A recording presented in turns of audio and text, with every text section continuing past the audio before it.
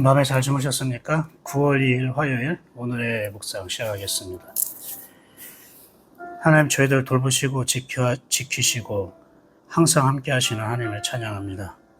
오늘도 우리와 함께 하시는 하나님을 느끼고 다른 사람들과 함께 하시는 하나님도 생각하고 환경과 또 여러 가지 사건 속에서 일하시는 하나님을 믿고 신뢰하는 그 성실함 가운데 우리가 걸어갈 수 있도록 은혜를 내려 주시옵소서. 오늘도 주님의 말씀을 사랑하게 하여 주시고 사랑하면서 받은 그 말씀이 주님을 사랑받는 자의 자리에 서게 하시고 하나님이 사랑하는 자에게 약속한 그 축복의 말씀들이 우리에게 이루어지게 하옵소서. 예수님의 이름으로 기도합니다. 아멘. 오늘 함께 32장 우리가 말씀을 읽었습니다. 32장 말씀은 엘리후가 욥뿐만 아니라 그 세 친구들에게도 얘기를 하는 장면입니다. 그래서 32장부터 37장까지 2, 3, 4, 5, 6, 7 6장에 걸쳐서 엘리후가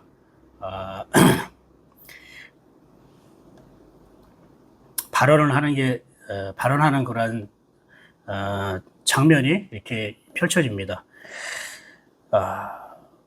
아주 중요한 욥에 대한 굉장히 중요한 보고가 있습니다. 32장 1절에 보면 이렇게 말하고 있습니다. 욥이 자신을 의인으로 여김으로 그 세 사람이 말을 그치니. 이게 욥의 신앙의 특징이었습니다. 나는 그렇게 벌 받을 만큼 잘못한 게 없어. 난 의로와라고 말하는 게 욥이었습니다.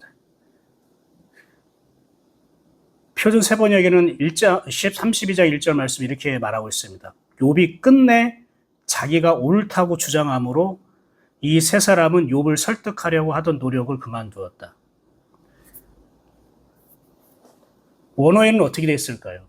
원어를 보니까 욥이 자신을 의인으로 여긴다는 표현이 이렇게 말하고 있습니다. 그가 자기의 눈 안에서 의로운 자이므로. 그가 자기 눈 안에서 의롭다는 거예요. 그러니까 욥은 자신이 의롭다, 의롭지 않다. 다른 사람이 의롭다, 의롭지 않다라는 그 기준을 어디에다 뒀냐면 하나님의 말씀이 아니라 자기의 눈 안에 두었다는 겁니다. 내가 눈으로 볼 때 저렇게 하는 거는 의로와 내 눈으로 볼 때 저렇게 하는 거는 의롭지 않아 라고 생각했던 거예요. 그러니까 자기가 신앙생활하고요. 오늘날 우리나라로 말하면 교회 다니고 내가 말씀을 읽고 기도하고 봉사하고 뭐 이러한 활동이 내 눈 안에서 볼 때에 의롭다라고 보는 거죠. 그러니까 하나님 눈으로 볼 때에는 하나님도 어떻게 보실 수 있잖아요. 왜 하나님 우리는 겉으로 신앙생활하는 모습만 보는 게 아니라 나 여호와 하나님은 사람 중심을 본다는 마음 속을 살피신다고 하셨잖아요. 너는 외모를 보지 말아라. 그 외모를 보지 않고 마음 중심을 보신 하나님이 선택한 사람이 다윗이었잖아요.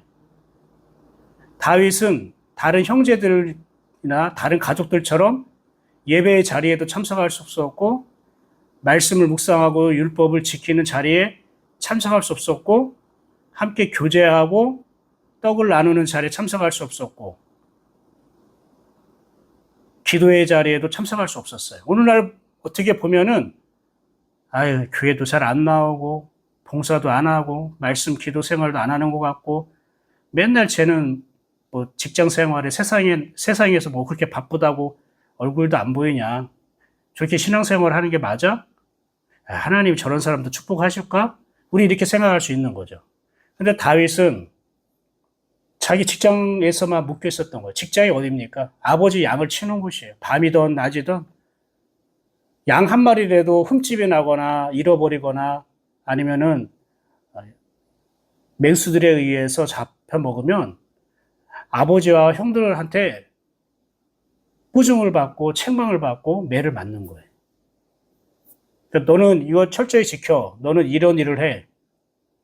우리랑 같이 뭐 예배 드리고 기도하고 회당에 가고 꿈도 꾸지 마. 어렸을 때부터 다윗은 신앙생활 하고 싶어도 다른 사람처럼 그렇게 신앙생활을 하지 못했어요. 그런데 하나님 왜 다윗을 기름 부어주시고 왕으로 삼으셨습니까? 다윗은 비록 남들처럼 회당에 가고 말씀 읽고 기도하고 봉사하고 하는 걸 못하지만 자기 현장 속에서 내가 살아가는 현장 속에서 끊임없이 하나님과 대화하고 하나님을 믿고 여호와는 나의 힘이시오라고 했잖아요. 진짜 여호와가 힘인 거를 느끼고 고백하고 그것을 감사하며 살고 있었던 거예요. 하나님에 대한 신앙이 굉장히 깊어지고 두꺼워진 거예요. 어떠한 위험과 위기가 있어도 자기의 믿음이 흔들리지 않아요. 하나님을 배신하지 않는 거예요. 그런데 이 형들은 편안하게 회당 가고 말씀 읽고 기도하고 율법을 지키고 또 다른 하나님을 믿는 사람들과 교제도 하고 뭔가 그럴듯하게 신앙생활 잘해보고 열심히 하는 것 같은데 위기가 있고 고난이 있고 사건이 있고 문제가 있을 때는 추풍 낙엽처럼 그들의 믿음이 떨어져 나가고 막 흔들려 버리는 거예요. 왜?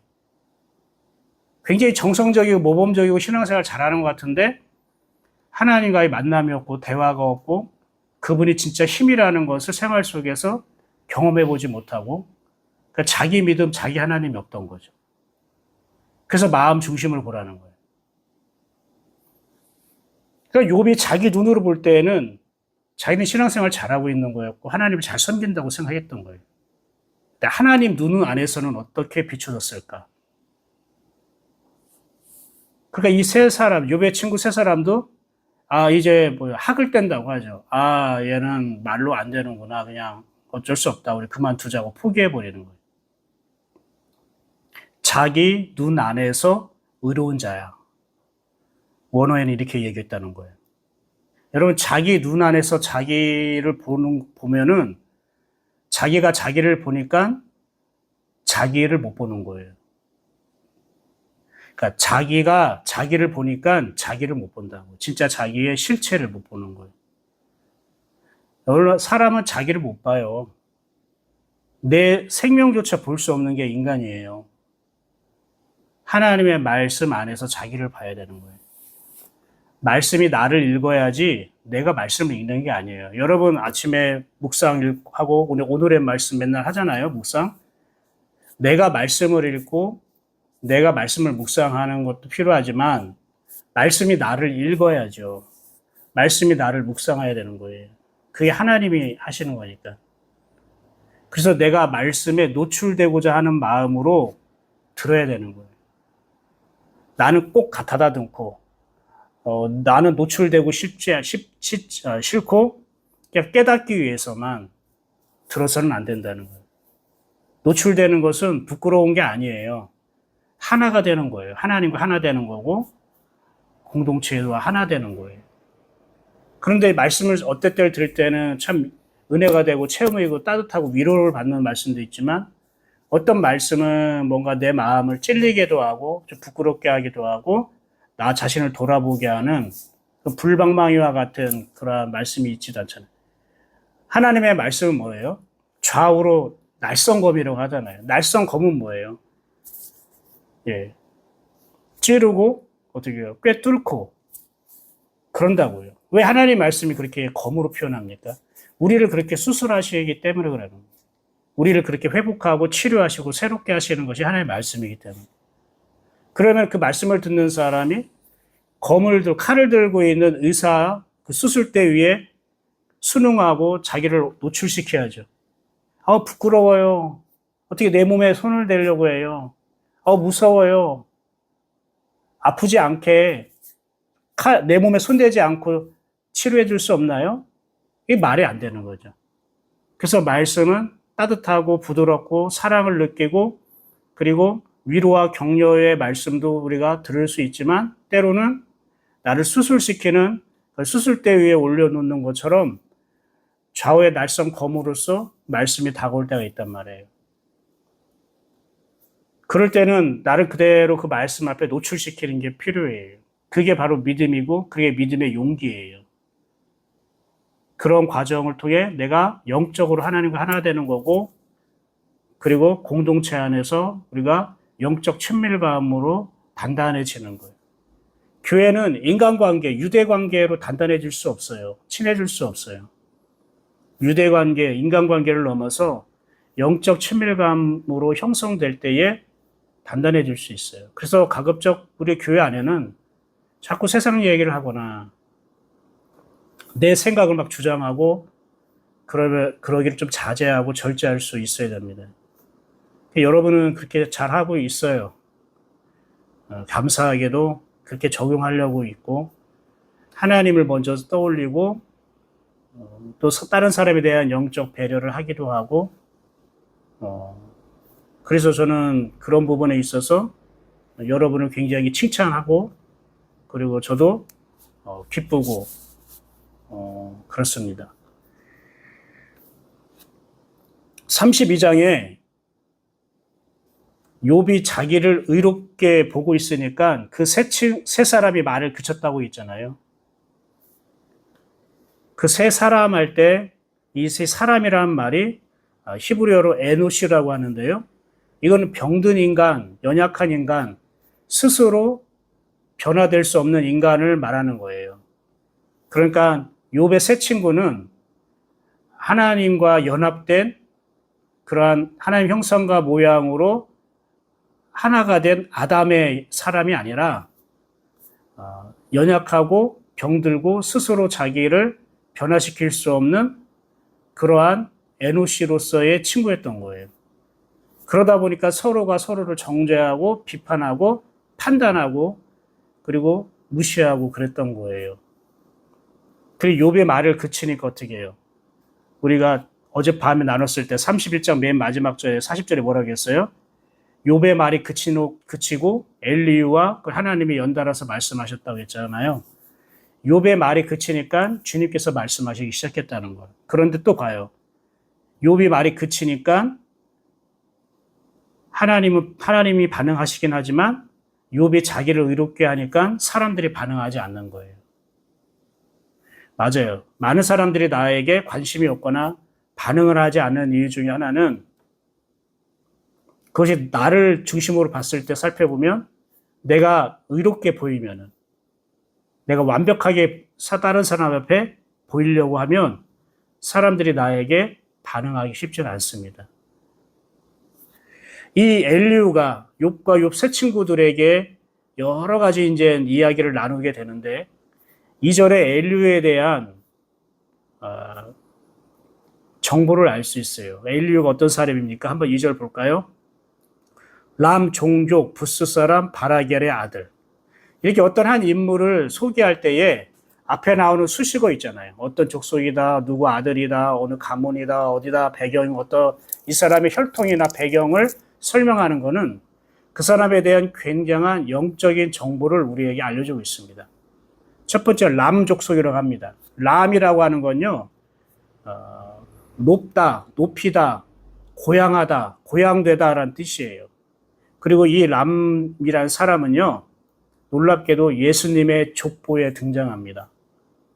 그러니까 신앙의 혈통을 유지하고 있는 거예요. 람이라는 것과 하나님을 높이는 자라는 뜻이죠.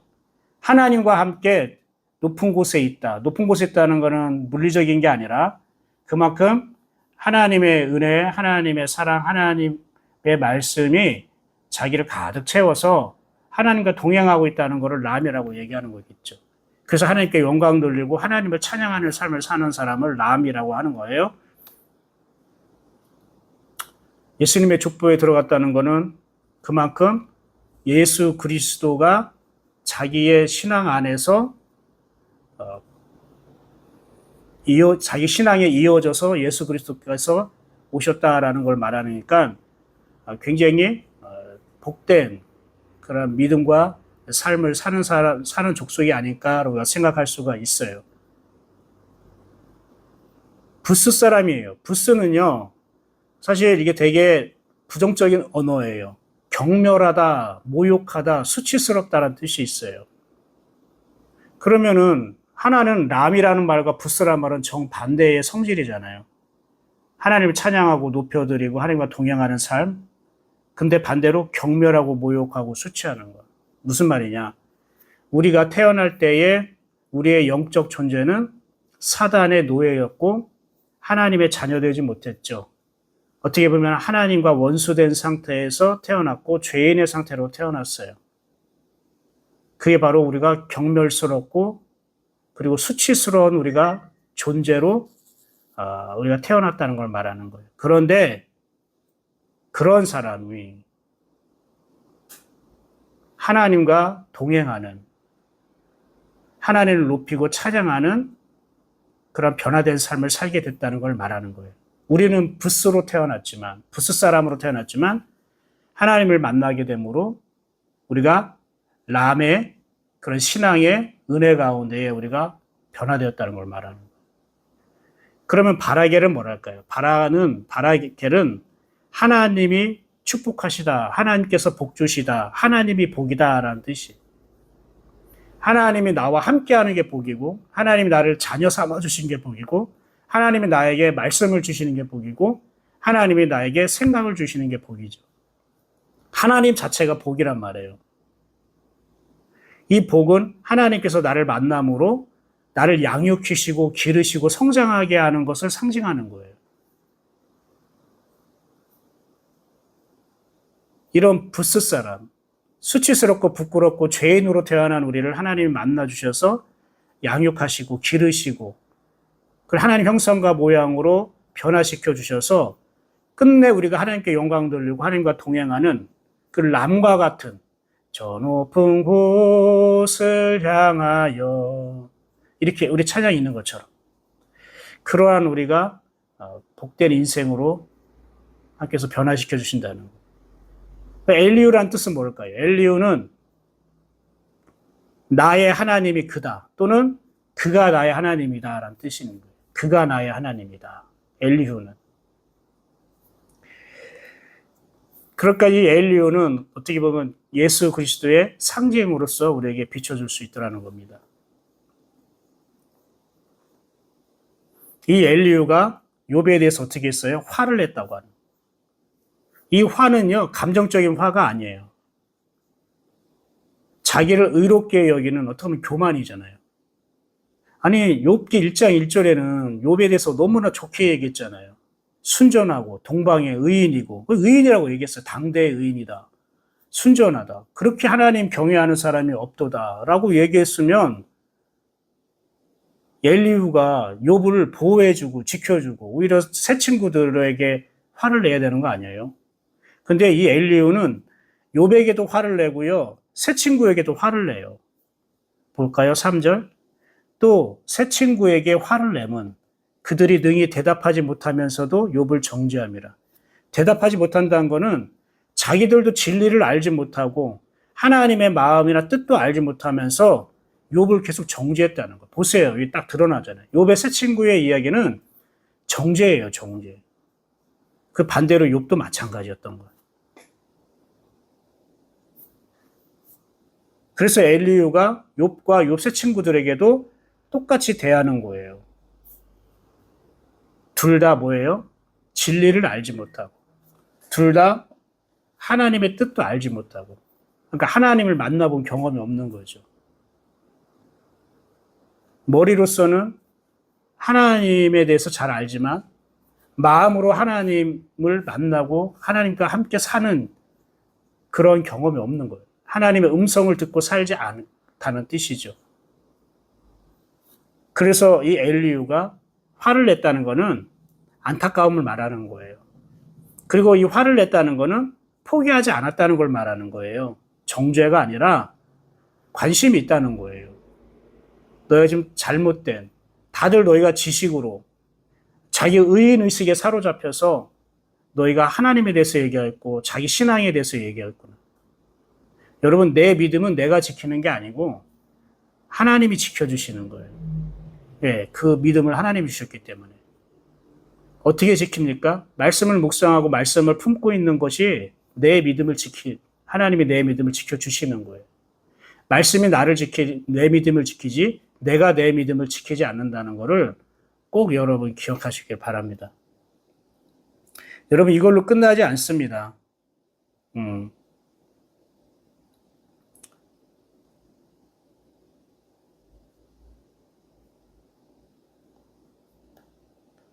욥이 쭉 얘기하면은 엘리후가 얘기해. 6절 한번 볼까요? 이제 엘리후가 본격적으로 어떻게 말하는지. 부스 사람 바라기야의 아들 엘리후가 대답하여. 보세요. 엘리후를 설명하는데 엘리후가 대답하여라고 하지 않고 또 32장 1절에 나와 있는 엘리후에 대한 표현을 또 하죠. 두 번 나온다는 거는 그만큼 강조하는 거예요. 이 엘리후의 말을 경청하라고. 나는 연소하고 당신들은 연로함으로 뒷전에서 나의 의견을 감히 내놓지 못하였노라. 그러니까 엘리후는 되게 젊은 사람이에요. 근데 이 연소하다 젊다는 건요, 물리적인 나이로 보면 안 돼요. 엘리후가 젊다는 거는 하나님에게 민감하게 반응한다는 걸 젊다고 하는 거예요. 여러분, 나이가 늙으면은 몸도 느리고 또 귀 듣는 것도 어렵고 보는 것도 흐릿하고 뭔가 반응이 느리잖아요. 영적으로 민감하고 건강하다는 걸 젊다고 얘기하는 거예요. 근데 이 친구들과 욥이 다 얘기할 때까지 기다렸다는 거는 그냥 장유유서, 어떤 예의를 지키려고 했던 게 아니라 그런 것도 있겠지만 원래는 이분들에도 하나님을 믿는다고 하는데 하나님이 그들에게 어떤 말씀을 하시겠지. 저렇게 서로 옳고 그름 가지고 싸우고 다투고 서로가 의인의식을 사로잡혀서 정죄하고 있는데 그래도 하나님을 믿는다고 하면 하나님께서 저들에게 말씀하시고 저들도 하나님께 구하고 찾고 묻겠지. 그래서 그 기회를 준 거예요, 사실은. 그래서 자기가 함부로 개입하지 않고 나서지 않았던 거예요. 그래도 신앙생활을 한다니까. 그래도 교회 다닌다고 하니까. 그래도 하나님 믿는다고 하니까 하나님께 묻고 하나님의 음성에 귀 기울이면 때가 있겠지. 그래서 저렇게 논쟁하고 정죄하는 게 아니라 결국은 하나님의 말씀을 듣고 서로가 화해하고 또 서로 위로하고 또 이런 어떤 문제를 해결할 수 있겠지라고 자기는 기대를 하고 있던 거예요. 근데 끝까지 욥의 말이 그치고 새 친구의 말이 그칠 때까지 서로가 자기를 의롭게 보고 있었던 거예요. 서로가 정죄하고 있었던 거죠.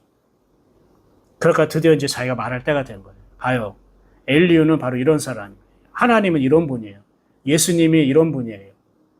내가 뭔가 의인의식에 사로잡혀 갈 수 있고 내가 교만하여 살아갈 수도 있고 또 내가 잘난 체하며 살아갈 수 있고 내가 내 신앙을 제대로 못 보고 착각하며 살아갈 수가 있는데 그때 바로 하나님이 개입하셔가지고 물을 자르듯이 그렇게 하나님께서 심판하고 정죄하고 혼내키는 게 아니라 그래도 얘가 나에 대한 마음이 있다면 그래도 얘가 신앙의 양심이 있다면 그래도 얘가 하나님을 구하고 찾는다면 내 음성을 들을 수 있겠지 하면서 하나님이 좀 더 기다려주시는 거예요.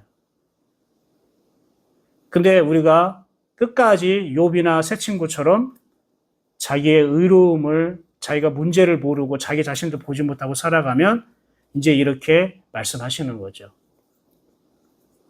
하나님은 내가 잘못하고 있다고 죄 짓고 있다고 악한 길에 있다고 바로 하나님 개입하셔가지고 그 문제를 바로 해결해 주지 않는다는 우리에게 기회를 주셔요. 거기서 돌아올 수 있도록 다양하게요.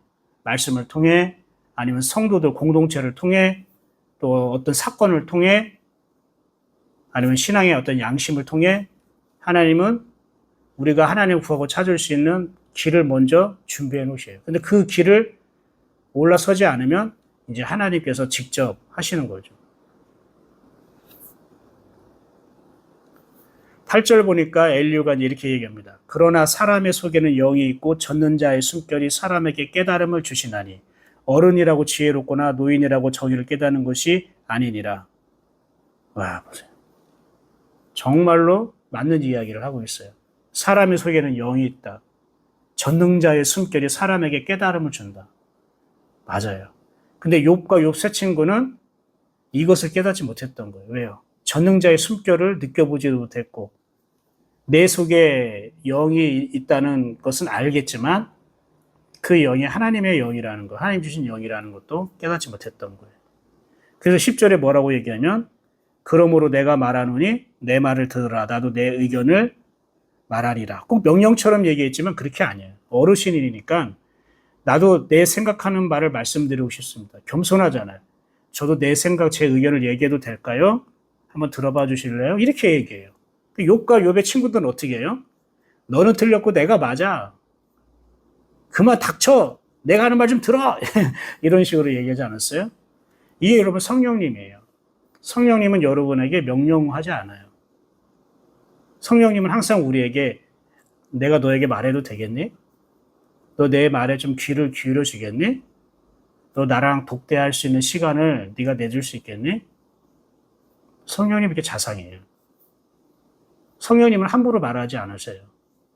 여러분 안에 있는 성령님은 여러분을 잘 알기 때문에 여러분의 성질을 건들지 않아요. 그런데 욥과 욥의 세 친구들은 서로의 막 성질을 건드려 버리잖아요. 여러분 꼭 여러분이 아세요. 성질을 건들지 않아요. 그러나 성령님이 말씀하실 때는요, 내 성질을 죽여요. 그분은 건들진 않는데 그 말씀이 임하면 내 자아와 내 본성이 죽는 거예요.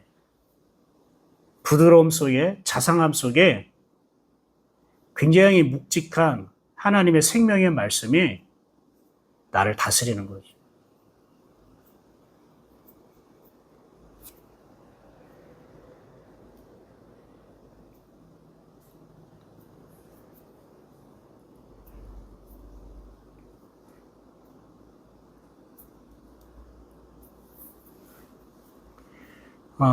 이 엘류의 말 한 절 한 절을 다 풀어서 설명할 수는 없지만 여러분이 정말로 성령님의 음성에 귀를 기울여서 내가 내 눈으로 나를 바라보는 게 아니라 그분의 말씀 안에서 나를 다시 한번 바라봤으면 좋겠습니다. 그러려면은 욥이 말을 그친 것처럼 욥의 세 친구도 자기의 말을 포기한 것처럼 내가 내 말 하는 거에 포기할 줄도 알아야 되고 그칠 줄 알아야겠죠.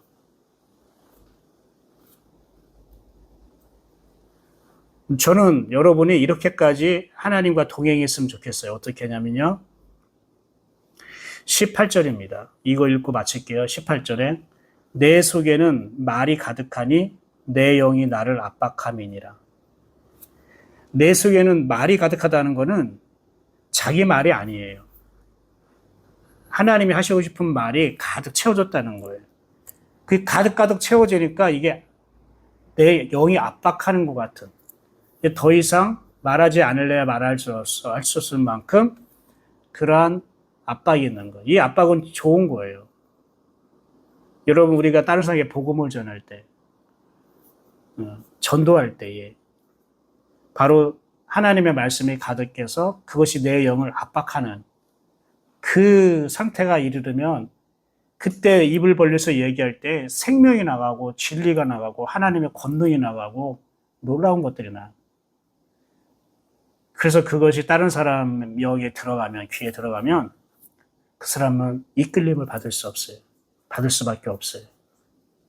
아무런 텅텅 비었는데 내 말에 하나님의 말씀이나 하나님이 채워주신 게 없는데 그냥 뭔가를 막 얘기하고 싶고 뭔가 설득하고 뭔가 교회에 나오게 하고 싶고 하면은 주저리 이것도 아니고 저것도 아니고 인간적인 말만 하게 되다가 슬슬 상대방 눈치 보다가 그냥 흐야무야 끝나게 될 수도 있어요. 그런데 내 말이, 하나님이 주신 말이 마음에 가득해서 내 영이 압박한다는 그러한 여러분이 은혜가 있으면 전도도 어렵지 않고요. 하나님이 하시는 거예요. 하나님에 의해 되어지는 겁니다. 오늘 말씀은 이렇게 정리하도록 하겠습니다. 오늘은 새로운 사람 엘리후가 등장했습니다. 여러분 혼란하고 그리고 어떤 연절히 그 문제가 해결되지 않고 서로가 서로를 정죄하고 판단하는 이러한 어두움, 영적 어두움 속에서 이거를 한 줄기 빛으로 온 존재가 엘리오인데 바로 예수 그리스도께서 우리 안에 개입하실 때에 내가 내 눈 안에서 나를 보면 안 됩니다. 하나님 눈 안에서 나를 볼 수 있게 도와주는 게 엘리오. 그래서 엘리오는 우리 안에 성령님이요 예수 그리스도라고 말할 수 있습니다. 그 내 안에 엘리오를 여러분 오늘도 만나고 동행하게 되었으면 좋겠어요. 기도하겠습니다. 하나님 오늘 말씀 주셔서 감사합니다. 말씀이신 하나님을 찬양합니다. 그래서 말씀이신 아버지와 함께 호흡하고 동행하고 아버지가 주신 마음으로 말씀이 내 영을 압박하듯이 가득 채워지는 은혜로 살게 하옵소서. 예수님의 이름으로 축복하고 기도합니다. 아멘. 오늘도 주님과 동행하는 기쁨의 하루, 축복받는 하루 되시길 바랍니다. 걱정하지 마시고요. 모든 염려와 근심을 내려놓고 주님을 바라보십시오. 주님 눈 안에서 여러분을 보시는 하루 되길 바랍니다. 저는 내일 다시 만나겠습니다. 샬롬.